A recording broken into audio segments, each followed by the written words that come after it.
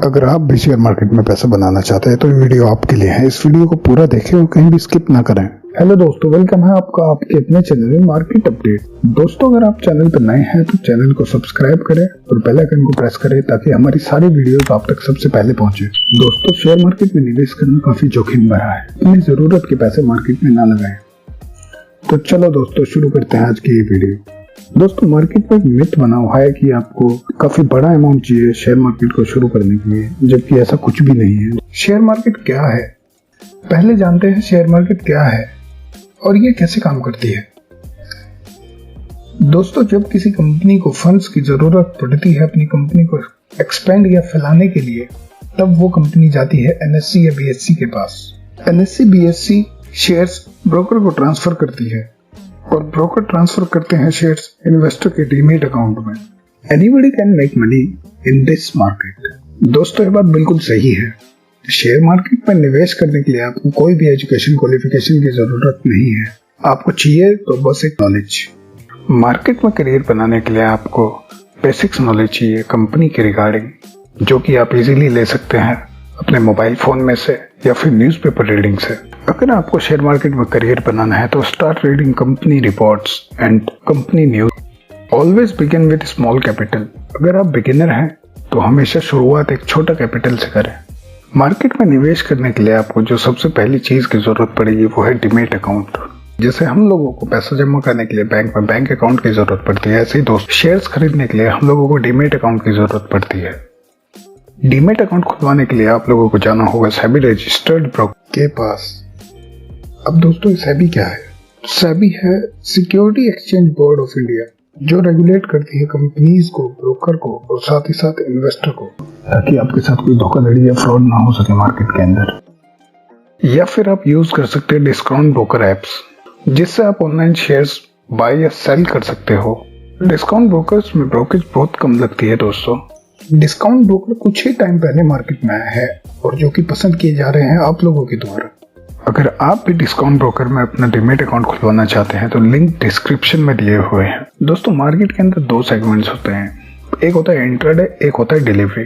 Intraday, जैसे कि आपको नाम में ही पता चल रहा होगा, in the day trade.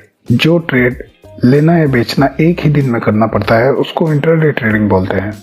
Intraday में आप अपनी पोजीशन एक दिन से ज्यादा होल्ड नहीं कर सकते हैं। आपको स्क्वायर ऑफ टाइम 3:15 से पहले आपको स्क्वायर ऑफ करना पड़ेगा और ये square of time her broker का अलग अलग होता है। और अगर ऐसा नहीं किया तो आपका ब्रोकर आपकी पोजीशन स्क्वायर ऑफ कर देगा, जिसके लिए आपको एक्स्ट्रा ब्रोकरेज चार्जेस लगता है।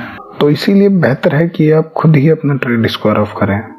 दोस्तों, मैं बता दूं आपको, मार्केट इसी सेगमेंट के लिए बदनाम है जिसपे मोस्टली लोग नुकसान करते हैं। जल्दी पैसे बनाने के चक्कर में लोग यहाँ पे अपना सारा पैसा खो देते हैं। इंट्राडे ट्रेडर बनने के लिए आपको बहुत डिसिप्लिन और पेशेंस की जरूरत होती है। डिसिप्लिन मॉर्निंग में उठने का या फिर ड्रेसअप होने का नहीं, बल्कि मुझे कब ट्रेड करना है या नहीं। Always use stop loss in this segment. दोस्तों, बिना स्टॉप लॉस के ट्रेड करना कुछ ऐसा है जैसे कि आप एक बाइक चला रहे हैं बिना ब्रेक के, जिसमें कि आपका एक्सीडेंट कभी भी हो सकता है। ऐसा एक्सीडेंट से बचने के लिए स्टॉप लॉस का यूज जरूर करें। दोस्तों, सेकंड सेगमेंट डिलीवरी है। सेकंड सेगमेंट डिलीवरी या फिर जिसको हम वैल्यू इन्वेस्टिंग भी बोल सकते हैं। इस सेगमेंट में आप अपने शेयर्स एक या उससे ज्यादा दिन रख सकते हो। Delivery lower riskier than intraday. दोस्तों, इंट्राडे रिस्की क्यों है फिर? क्योंकि उसमें डिस्काउंट ब्रोकर ज्यादा मार्जिन प्रोवाइड कराता है और जब ज्यादा पैसा तो उसका प्रॉफिट भी उतना ही बढ़ा और लॉस भी उतना ही बढ़ा। वैसे मैं आपको राय दूंगा, अगर आप बिगिनर हैं तो मार्जिन का यूज बिल्कुल ना करें। वैल्यू इन्वेस्टिंग, जिसको हम लोग लॉन्ग टर्म इन्वेस्टमेंट भी बोल सकते हैं। लॉन्ग टर्म इन्वेस्टमेंट करने के लिए आपको कंपनी के फंडामेंटल्स की नॉलेज होनी जरूरी है, जैसे कि कंपनी का बिजनेस मॉडल क्या है, कंपनी का मैनेजमेंट कैसा है, कंपनी के ऊपर डेट कितना है, company long term business run कर पाएगी या नहीं, कंपनी का प्लान ऑफ एक्सपोजर क्या है। अगर ये सारी बातें आपको ठीक लगे तो तभी इन्वेस्ट करना किसी भी कंपनी में। दोस्तों, लॉस डिलीवरी में भी हो सकता है अगर आपकी कंपनी सिलेक्शन अच्छा नहीं हुआ तो, जैसे कि रिलायंस टेलीकॉम, आइडिया और भी ऐसी बहुत सारी कंपनियां जिसने लोगों का पैसा डुबाया है। और दोस्तों, अगर आपके पास टाइम की कमी है तो एसआईपी या म्यूचुअल फंड में इन्वेस्ट कर सकते हैं। म्यूचुअल फंड में एक्सपर्ट की टीम आपके लिए काम करेगी, जो दिन रात रिसर्च करके आपके लिए बेस्ट कंपनी चूज करते हैं इन्वेस्ट करने के लिए। और आप डायरेक्ट इन्वेस्टमेंट कर सकते हैं डिस्काउंट ब्रोकर के थ्रू। लिंक डिस्क्रिप्शन में दिया है। दोस्तों, अगर आपको मेरी ये वीडियो अच्छी लगी तो लाइक और कमेंट करके मुझे बताएं।